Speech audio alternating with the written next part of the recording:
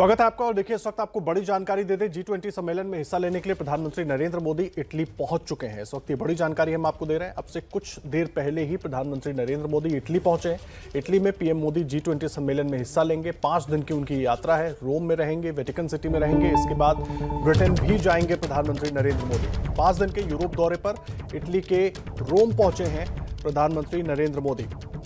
29 से 31 अक्टूबर तक रोम और वेटिकन सिटी में रहेंगे पीएम, और उसी दौरान G20 समिट में हिस्सा लेंगे। आपको बता दें, पीएम मोदी की यह 8वीं बैठक होगी और इससे पहले वो 7 बैठकों में हिस्सा ले चुके हैं। पिछले साल G20 की यह बैठक कोरोना की वजह से वर्चुअल रूप से हुई थी। तस्वीरें आप देख रहे हैं इटली के रोम से प्रधानमंत्री नरेंद्र मोदी के पहुंचने की, और 5 दिन की उनकी यात्रा है जिसमें G20 समिट में हिस्सा लेंगे। इस बार G20 समिट बेहद अहम हो जाती है, क्योंकि कोरोना के बाद जिस तरह से, जिस संकट से दुनिया जूझ रही है, G20 सम्मेलन में इस बार इकोनॉमिक और हेल्थ रिकवरी पर बात की जाएगी। इस पर केंद्रित रहेगा, यानी कि कैसे इकोनॉमी को सुधारा जाए और हेल्थ रिकवरी को कैसे और बेहतर बनाया जाए पूरी दुनिया में, और दुनिया भर के देश कैसे एक दूसरे की मदद कर सकते हैं। इन तमाम चीजों पर चर्चा होगी G20 समिट के दौरान। और देखिए, G20 में भारत ने एक प्रभावी वैश्विक संवाद के लिए बेहतर उपयोग किया है G20 का। लगातार भारत जिस तरह से अपनी बातों को ठोस रूप से G20 में रखता रहा है। और प्रणय उपाध्याय हमारे सहयोगी इस वक्त सीधा इटली से हमारे साथ जुड़ गए हैं। प्रणय, तस्वीरें हम देख रहे हैं, पीएम मोदी पहुंच गए हैं रोम में इस वक्त, और सवाल यह है कि बहुत अहम हो जाता है ये दौरा। G20 सम्मेलन में हिस्सा लेंगे, लेकिन केवल इन 20 देशों ही नहीं बल्कि दुनिया भर के 200 से ज्यादा देशों के बीच वो तमाम बातें पहुंचेंगी और सबका जुड़ाव रहेगा। बिल्कुल ठीक कहा आदर्श आपने। दरअसल प्रधानमंत्री नरेंद्र मोदी का ये दौरा 2 लिहाज से बहुत महत्वपूर्ण है, क्योंकि ये न केवल G20 से बड़े ताकतवर आर्थिक समूह की बड़ी बैठक है, क्योंकि ये दुनिया की सबसे बड़ी आर्थिक पंचायत कही जाती है, और इसके अलावा UNFCCC यानी COP26, जो कि जलवायु परिवर्तन से मुकाबले के लिए UN की सबसे बड़ी संस्था है, जिसमें 200 से ज्यादा मुल्क हैं। तो यानी जलवायु परिवर्तन के लिए जो पर्यावरण का महामंथन है, उसकी बैठक के लिहाज से और आर्थिक मंथन के लिहाज से, ये दोनों ही लिहाज से ये प्रधानमंत्री मोदी का ये दौरा महत्वपूर्ण है, क्योंकि इटली के बाद प्रधानमंत्री सीधे ब्रिटेन जाएंगे। इटली की अगर हम बात, तो आज प्रधानमंत्री के कार्यक्रमों के अंदर, चूंकि G20 की बैठक कल शुरू होगी, इसकी द्विपक्षीय मुलाकात होगी इटली के प्रधानमंत्री मारियो द्राघी से उनकी, और इसके अलावा यहाँ जो गांधी स्मारक है वहां भी प्रधानमंत्री मोदी जाएंगे। जो भारतीय समुदाय के लोग हैं उनसे भी मुलाकात करेंगे। इस तरीके से प्रधानमंत्री का जो कार्यक्रम है वो काफी व्यापक है आज के लिहाज से अगर हम बात करें। और इसके अलावा 30 और 31 तारीख को वो G20 की शिखर बैठक के अंदर शरीक होंगे, और इसके अलावा 30 तारीख की सुबह उनकी पोप से भी मुलाकात होनी है वेटिकन सिटी में। और ये दुनिया का सबसे छोटा शहर, छोटा देश कहा जा सकता है वेटिकन, और ये रोम के ही भीतर है, तो प्रधानमंत्री पोप से मिलने के लिए वेटिकन जाएंगे। काफी व्यापक कार्यक्रम है द्विपक्षीय संबंधों के लिहाज से भी, और पक्षीय संबंधों के लिहाज से, या भारत की आर्थिक डिप्लोमेसी की बात करें तो उस लिहाज से। जी प्रणय, एक बात और बताइए मुझे, इस दौरे में तमाम अहम चीजों पर तो चर्चा होगी, लेकिन खास करके अगर इटली और भारत के लिहाज से हम देखें, करीब 12 साल के अंतराल के बाद कोई भारतीय पीएम इटली पहुंचे हैं, तो कैसे महत्वपूर्ण हो जाएगा ये दौरा उस लिहाज से? देखिए, इटली ने भी कोरोना का दंश दिया है, भारत ने भी कोरोना की विभीषिका झेली है। उसके बाद इटली जो है इसकी मेजबानी कर रहा है। आर्थिक रफ्तार बढ़ाने के लिए दुनिया में अलग अलग तरीकों पर बात हो रही है इस समय, ताकि कोरोना के बाद एक बिल्ड बैक बेटर किया जा सके, यानी बेहतर तरीके से अर्थव्यवस्था को खड़ा किया जा सके, जिसके अंदर जो है ग्लोबल सप्लाई चेन की निर्भरता हो। क्योंकि ये सामने आया कि चीन पर किस तरह दुनिया निर्भर हो गई है, तो क्या वैकल्पिक तरीके हो सकते हैं, उन पर बात होगी। और जाहिर तौर पर जब वैकल्पिक तरीकों पर बात होती है तो निश्चित रूप से भारत की भूमिका इस लिहाज से बढ़ जाती है, क्योंकि चीन का मैन्युफैक्चरिंग के लिहाज से भारत विकल्प साबित हो सकता है। इसके अलावा वैक्सीन के लिहाज से भी अगर हम बात करें तो बहुत महत्वपूर्ण है भारत की भूमिका, क्योंकि भारत दुनिया का दवाखाना कहा जाता है, दुनिया का सबसे बड़ा वैक्सीन प्रोड्यूसर है भारत। तो ऐसे में जबकि G20 की बैठक में उम्मीद की जा रही है कि एक निर्णायक वैक्सीन की जो कोशिश है वो शुरू की जाए, क्योंकि दुनिया के अभी भी कई देश ऐसे जहां पर वैक्सीनेशन नहीं शुरू हो पाया है, वैक्सीनेशन उससे कारगर तरीके से आगे नहीं बढ़ पाया है। खासतौर अफ्रीका की बात करें, अफ्रीकन महाद्वीप की बात करें, तो इन तमाम मुद्दों के लिहाज से वैश्विक भूमिका भारत की बढ़े, इस दृष्टि से ये G20 की बैठक भी महत्वपूर्ण होगी। और भारत और इटली के संबंध, यूरोप में चूंकि भारत अपनी पैठ बढ़ाने की कोशिश कर रहा है, चीन को लेकर बहुत से सवाल इटली में भी उठे, खासतौर पर कोरोना के बाद से, तो उस प्रभाव को कम करने के लिए क्या भारत एक बेहतर विकल्प हो सकता है। इन तमाम संभावनाओं के ऊपर भी इटली के प्रधानमंत्री मारियो द्राघी के साथ जब ये मुलाकात होगी तो इस पर बात होगी। प्रणय, एक बात और बताइए, भारत की जो दो वैक्सीन, खास करके कोविशील्ड और कोवैक्सीन को लेकर विवाद होता रहा, खास करके यूरोप के अलग अलग देशों में, क्या उस पर भी कुछ बात हो सकती है, कोई रास्ता निकल कर आ सकता है? निश्चित रूप से आदर्श, भारत ये कहता रहा है कि एक म्यूचुअल रिकग्निशन ऑफ वैक्सीनेशन की प्रक्रिया होनी चाहिए। ये महत्वपूर्ण मुद्दा होगा जो भारत न केवल द्विपक्षीय मुलाकातों में उठेगा, क्योंकि यूरोपियन कमिश्नर से भी भारत के प्रधानमंत्री की मुलाकात होनी है, तो उस दृष्टि से भी महत्वपूर्ण होगा। म्यूचुअल रिकग्निशन का मतलब होता है कि अगर कि यूरोप की जो वैक्सीन हैं उनको भारत मान्यता दे और भारत के जो वैक्सीन हैं उनको यूरोप मान्यता दे। फिलहाल एस्ट्राजेनेका जो कोविशील्ड वैक्सीन है उसको तो मान्यता है इटली के अंदर, लेकिन कोवैक्सीन को मान्यता नहीं है।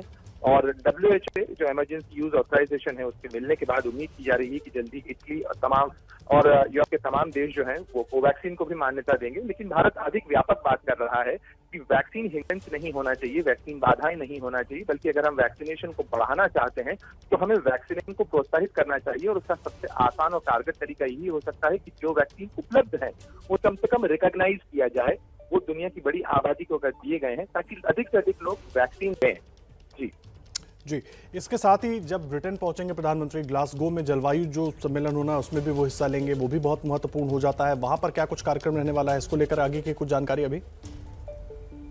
देखिए, प्रधानमंत्री 31 अक्टूबर की शाम को इटली से रवाना होंगे और उनका रुख होगा ग्लासगो की तरफ। ग्लासगो जो यूके में स्कॉटलैंड में है, वहां पर COP26 की बैठक होगी। वहां पर ही प्रधानमंत्री मोदी इंटरनेशनल सोलर अलायंस के तहत वन ग्रिड, वन वर्ल्ड और वन ग्रीन ग्रिड का जो इनिशिएटिव है उसकी बात करेंगे। ये एक भारत की पहल है जिसके अंदर सोलर ग्रिड जो है उसको मजबूत करने की पहल है। इसके अलावा भारत ये लक्ष्य जाहिर कर चुका है कि वो 2030 तक 430 गीगावाट रिन्यूएबल एनर्जी सोर्स से हासिल करना चाहता है। उसके वो काफी करीब पहुंच चुका है। तो भारत ये देखने की कोशिश करेगा कि किस तरीके से भारत की अर्थव्यवस्था ज्यादा बेहतर तरीके से पर्यावरण मित्र के साथ में, एनवायरमेंटल फ्रेंडली तरीकों के साथ में आगे बढ़ रही है। लेकिन आगे की चुनौती ये जरूरी है कि जो देश इस चीज के लिए जिम्मेदार है, खासतौर पर डेवलप्ड वर्ल्ड, जिन्होंने पोल्यूशन या ग्रीन हाउस गैसेस एमिशन में जिनका रिकॉर्ड ज्यादा रहा है, वो इस जिम्मेदारी को समझते हुए एक रिस्पॉन्सिबिलिटी लेकिन डिफरेंशियल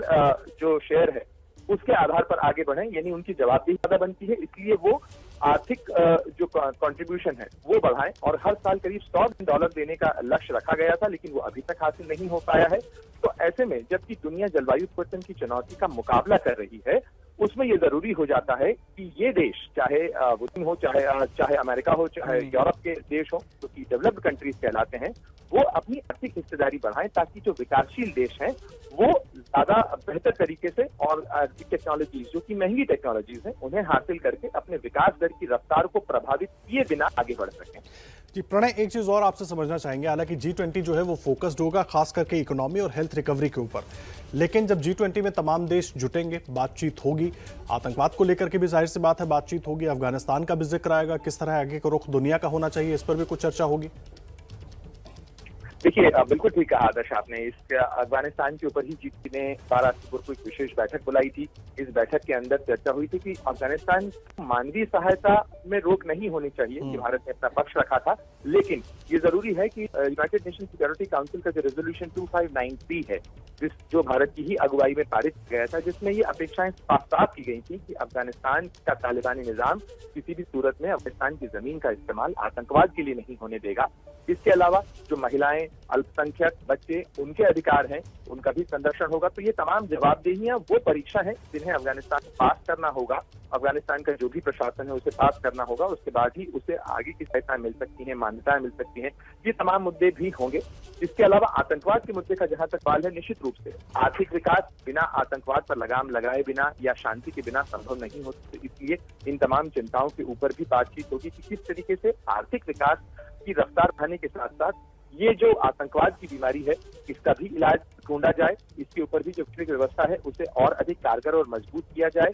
इसके अंदर जो टैक्सेशन को लेकर भी एक बड़ा बदलाव या बड़े सुधार की उम्मीद की जा रही है, खासतौर पर टैक्स हेवन कि ये जो टैक्स हेवन होते हैं, टैक्स वर्ग होते हैं, जहां पे कम कर अदा करके कई कंपनियां इसकी आड़ में टैक्स फनलिंग करती हैं, उस पर भी किस तरीके से सभी देश मिलकर लगाम लगाएं ताकि जो कर चोरी का कारोबार है ये बंद किया जा सके। एक चीज और मुझे बताइए, थोड़ा जल्दी से, क्योंकि भारत के लिए एक बड़ा मौका होगा। कोरोना के बाद, कोरोना महामारी के बाद जिस तरह से वैक्सीनेशन को लेकर सवाल उठे और ऐसे में भारत ने वैक्सीन का निर्माण किया, 100 करोड़ से ज्यादा लोगों को अपने यहाँ वैक्सीनेट किया गया और यही नहीं, वैक्सीन हमने दूसरे देशों को भी दी। तो दुनिया को ये बताने का मौका बिल्कुल पीएम नहीं चूकने वाले हैं कि भारत नई चुनौतियों को बहुत आसानी से ले रहा है और उनको पूरा भी कर रहा है। देखिए, ये मौका चूकने की बात नहीं है, ये भारत उपलब्धि भी है और ये भारत निश्चित रूप से दिखाना चाहेगा कि किस तरीके से भारत एक रिजिलियंट इकोनॉमी है। तो सेटबैक्स को न केवल झेल सकती है बल्कि उनका प्रभावी तरीके से मुकाबला कर सकती है, ये देखने की कोशिश होगी। और इस दृष्टि से अगर हम देखें आदर्श, तो भारत की उपलब्धि छोटी उपलब्धि नहीं है। बड़ी आबादी को वैक्सीनेट करके कोरोना के मामलों को कम करना, और इसके साथ साथ भारत अब उस स्थिति में है कि जो भारत में निर्मित होने वाले जो वैक्सीन है, वो वैक्सीन बड़े पैमाने पर दुनिया के कई देशों को दिए जा सकते हैं। कोवैक्स प्रोग्राम जो अंतर्राष्ट्रीय प्रोग्राम है, उसमें भी करीब 100 अरब डोजेज अगले साल से उपलब्ध कराने का भारतीय कंपनियों ने आश्वासन दिया है, जो बड़ी संख्या है, जिससे दुनिया के कई देशों में इस चीज को से राहत मिल सकती है। और जाहिर सी बात है प्रणय, बड़ी उपलब्धि है और ये दुनिया को बताने में भी, और दुनिया को बताकर कम से कम ये बताना कि भारत ने किस तरह से उसको पूरा किया और भारत क्या कुछ आगे कर सकता है, इसकी भी एक तस्वीर दिखाई जानी चाहिए। बहुत धन्यवाद आपका प्रणय, आप लगातार नजर बनाकर रखिएगा पीएम के दौरे से जुड़ी हर अपडेट। प्रणय उपाध्याय हमारे सहयोगी इटली से आप तक सीधा पहुंचाते हैं।